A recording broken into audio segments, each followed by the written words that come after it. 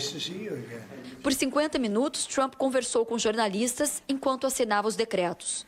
Depois de assinar o primeiro, ligado ao que ele chama de invasão na fronteira sul, perguntei o que o deixa confiante de que esses decretos sobre imigração não serão bloqueados nos tribunais, como aconteceu com várias medidas para conter a imigração no primeiro mandato.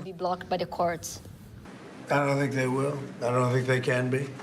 They're very straight up. Perguntei qual era, para ele, a prioridade para a segurança nacional dos Estados Unidos. Foreign policy is a big statement. I mean, my priority on foreign policy it's going to be to keep America safe. Very simple. Perguntei a Trump se ele conversou com Xi Jinping, o presidente chinês, sobre a guerra na Ucrânia. Because China and Brazil together has a proposal to bring Russia and Ukraine to talk. That's good. That's fine. I'm ready. When are you going to talk with the Brazilian president? How did Brazil get involved?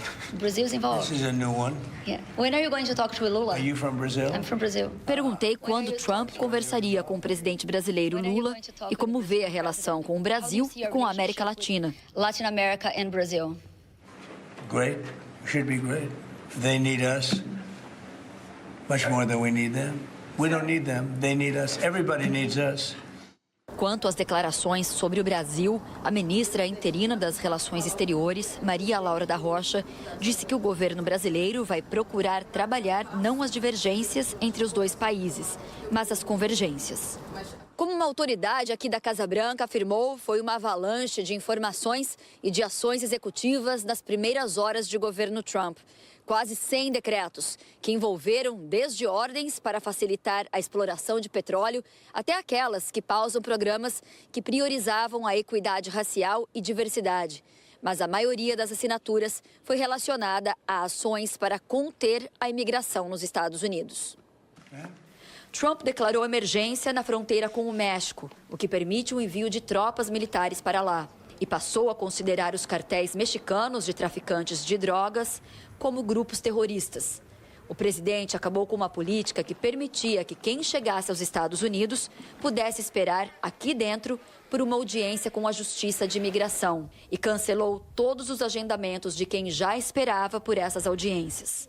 A medida que mais repercutiu foi um decreto que prevê que crianças nascidas nos Estados Unidos não poderão mais ter cidadania americana se forem filhas de imigrantes sem documento ou que têm visto temporário. Menos de 24 horas depois, uma das principais associações de direitos civis e os procuradores gerais de pelo menos 20 estados americanos entraram com processos para bloquear o decreto.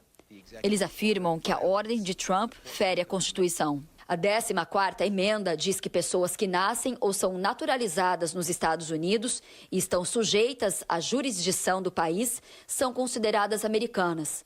Além de estar na Constituição, a Suprema Corte já deu respaldo várias vezes a essa emenda, que está em vigor há mais de 150 anos.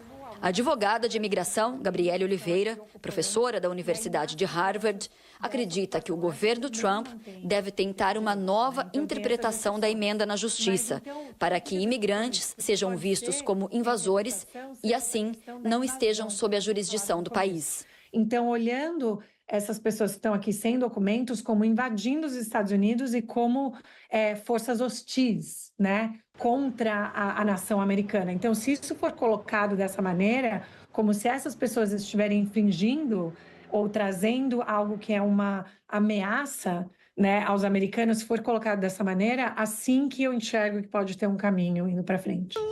Ela afirma que, além de criar um caos jurídico, o decreto cria uma cultura do terror.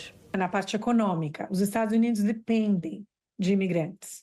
Não tem outra maneira de construir uma economia tão competitiva como eles têm sem ter imigrantes. Então, até pedaços mais conservadores, mais republicanos dos Estados Unidos vão sentir quando, por exemplo, afetar isso em trabalhadores não quererem aparecer para trabalhar, por medo. Então, a gente está gerando um efeito dominó para milhões de pessoas nos Estados Unidos.